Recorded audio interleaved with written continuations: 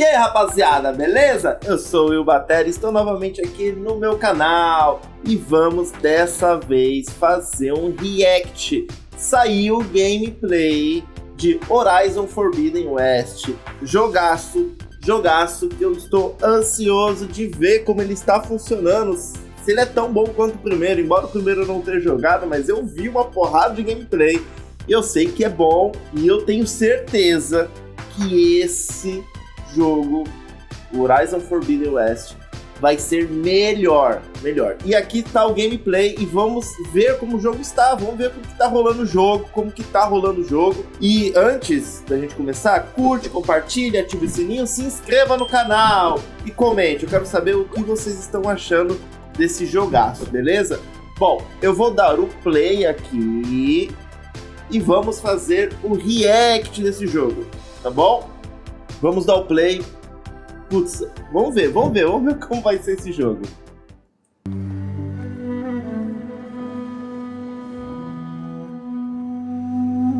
Horizon Zero Dawn introduced an amazing foundation to Guerrilla Games' post-apocalyptic world. Following it up is no small feat, but after 4 hours of hands-on time with early portions of its sequel, Horizon Forbidden West is shaping up to be a fulfillment of all the promises made by its predecessor. Combat is more complex, exploration is more freeing, and the world is teeming with more intriguing life, both robotic and human, and meaningful things to do. The Forbidden West in all its glory still waits to be seen, but I'm not forbidden from telling you about so much of why it's an adventure on which I can't wait to embark. Olha a ambientação, que lindo! My time with Forbidden West didn't start exactly where Aloy's journey begins in the sequel, but rather a little into her quest to find new answers and maybe save humanity along the way. It's been 6 months since the events of Horizon Zero Dawn. O Aloy has noticed throughout the world narrativo that this red blight is kind of encroaching everywhere. And this is a world-ending threat, and she has to find a way to stop it. The first big question I had when jumping in was how much freer exploration actually would be. Zero Dawn did many things right, but its climbing navigation was one of its most frustrating limitations. Forbidden West doesn't make every single inch of its world climbable, which may be disappointing to some, but it was immediately apparent and appreciable just how much more of the world is scalable, and how fun it is to do so. And it's made better by an improved focus. A quick click of R3 causes a pulse scan around Aloy, revealing resources to pick up, as well as, more importantly, highlighting climbable parts of the world. Another nice addition is the Pullcaster, a fancy sort of grappling hook that lets the player pull Aloy to harder to reach or further points. It's even something that can be used in conjunction with the Shield Wing, a glider Aloy obtained near the end of my demo. Launching off a point, letting Aloy soar through the skies, and pullcasting to an interesting spot on a nearby cliff face creates a real degree of freedom missing in Zero Dawn's movement. Forbidden West seems purpose-built to ensure that everything you do has more worthwhile and varied rewards. Deeper settlements is a core part of Forbidden West, and if my time in Chainscrape, the first one I came across, is any indication, there will be a lot for players to find, discover, and lose hours to play. We really wanted to improve, we really wanted to kind of listen to the fans and listen to our reviewers, and also based on our own internal feedback.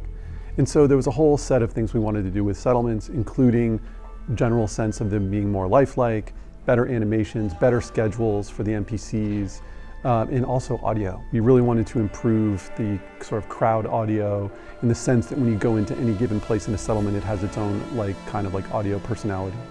And we also have a situation where Aloy's going in to the Forbidden West and encountering new tribes, specifically the Utaru and the Tanakh. And we really wanted to make sure those were as differentiated as possible with, NPCs doing things that they would only do in that tribe to give it that sense of life. The center point of the town, a busy brewery, had so many cute little bespoke animations of characters sharing a pint, laughing at stories being told, and more. But settlements aren't going to be just full of NPCs you can't interact with. There seem to be more side quests, and worthwhile ones at that.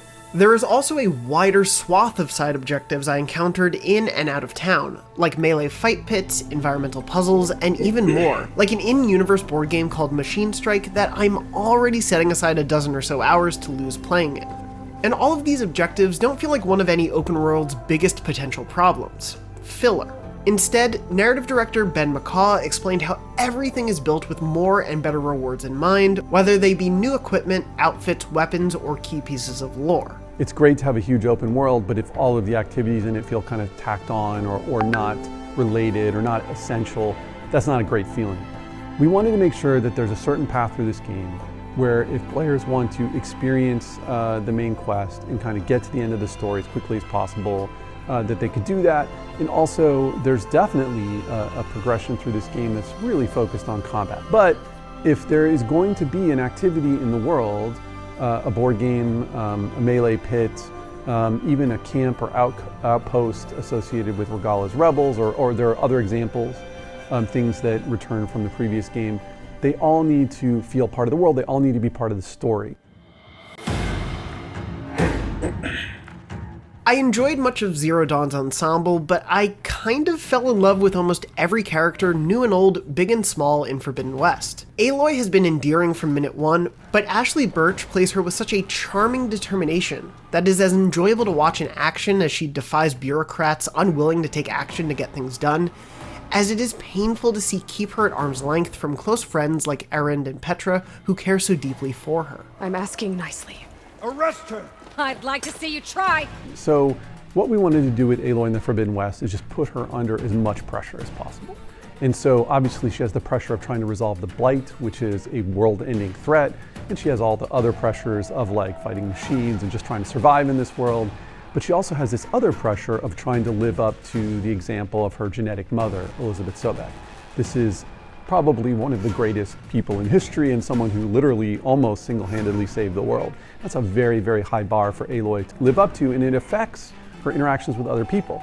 It's also important to remember that this is someone who grew up an outcast and only just started to interact with the world as a whole in the previous game. And while this opening section teased some of the new tribes Aloy will interact with in the West, it also heralded the arrival of her new enemy, Regalla. And what an introduction it is. Lancers! Form up! Played with such power by Angela Bassett, Regalla is immediately positioned as a force to be reckoned with, and it only appears to scratch the surface of her power. Aloy's companions offer different interactions that display different aspects of Aloy's personality. And this is something that carries through the whole game. It's actually one of the major themes of the game is how does she relate to other people? How does she relate to her companions? How does that change her as a person? And Aloy's companions are really central to the story and the themes of the Forbidden West. It's really the way that she relates to each of them differently and the impact that they have on her that really forces her to kind of evolve her personality throughout the game. Erend! Luckily, Aloy has a few new friends and new tools and skills at her disposal to rise to the occasion. There are now 6 lengthy skill trees players can invest in based on their style. It should all pair nicely with the expanded arsenal of equipment and outfits you'll acquire. And in another nice twist on established systems, outfits are more closely tied to these skill trees, and some will offer stat boosts that can make skills even stronger. Notably, melee combat is also improved. There's a far greater fluidity in the animations and how they chain together, and it also seems like a more viable option in general, thanks to new skills like the impressive Resonator Blast. There will also be new weapons like the Javelin Thrower, while returning items like Tripcasters and standard elemental arrow options make a welcome comeback. But there's now a wider amount of those elements as well, including acid arrows that can be deployed with a precise strike to use acid-bearing machines' own toxicity against them. Machines, of course, are a major part of the attraction of Horizon's world, and at least so far, Forbidden West is still capturing that mix of wonder, awe, and trepidation that comes with meeting these creatures. There's a nice blend of new and returning machine types, like the acidic bristlebacks, returning scrappers and chargers, and even something new like the burrower.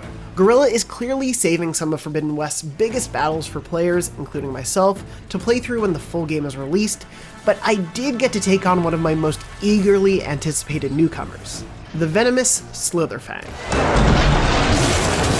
To do so, I jumped a bit further into Forbidden West to try out its new arena, an optional area where players will take on various challenges, needing to finish them under a certain time limit to earn medals that unlock some of the sequel's best equipment. The Slitherfang, with its whole new suite of devastating attacks, is a prime example of the ingenuity Guerrilla displays with Horizon's combat. Coupled with all the new weapons and skills, which I admittedly was still just getting the hang of, defeating the Slitherfang in time was immensely gratifying in the way taking down Zero Dawn's biggest foes was. But with new tricks for both Aloy and foes, these fights are a fresh joy to discover as I worked out the best way to succeed. Or at least survive. I played this particular battle in Forbidden West's frame rate mode, though I switched between the favoring resolution and performance options throughout, and found both worthy of my time.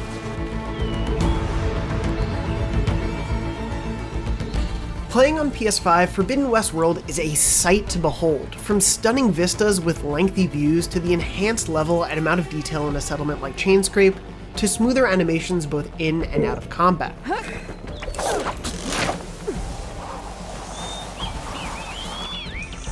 Forbidden West is frequently dazzling.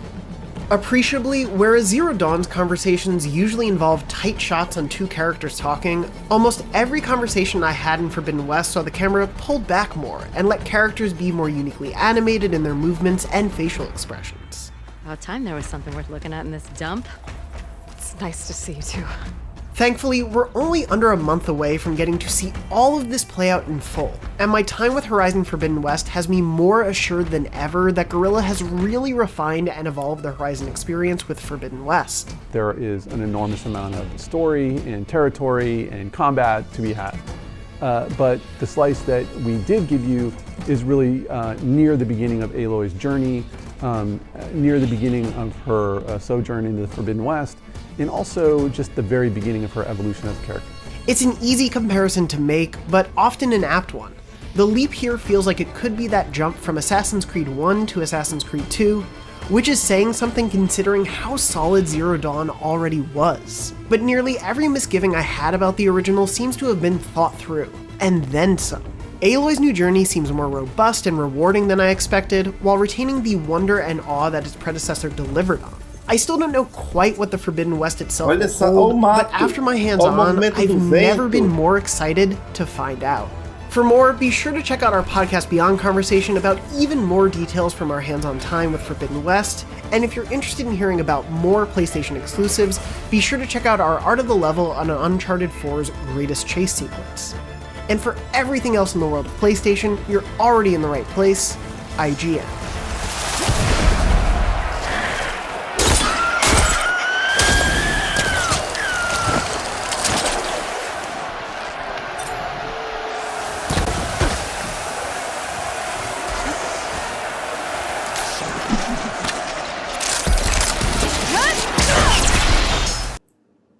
Part of Forbidden West, and if my time in Chainscrape is the first one I came across. Caramba, que legal, gostei bastante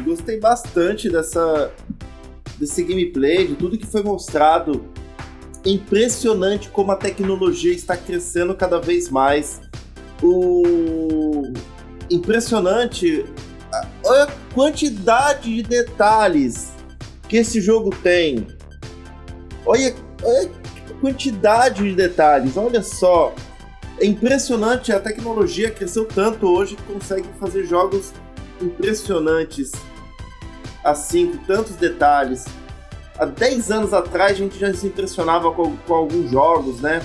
Evoluiu bastante de como os jogos estão sendo feitos hoje, porque hoje existe muito elemento em cena, e isso é um capricho que poucos jogos conseguem fazer com qualidade, assim, e eu tô vendo essa qualidade nesse jogo. Muito bonito, gostei mesmo. As batalhas, os monstros, o cenário, é tudo muito bonito, muito grandioso. Que vontade de jogar esse jogo. Que vontade. Legal, gostei muito. Olha só essa cena, olha o rio, gente, olha o rio. Muito bom. Espero que vocês tenham gostado também de tudo que vocês viram. Com certeza gostaram, porque não tem como não gostar. E é isso, vou encerrar o vídeo por aqui. Muito obrigado pela atenção. Curte, compartilha, ative o sininho, se inscreva no canal, beleza, pessoal? Muito obrigado, até mais. Tchau!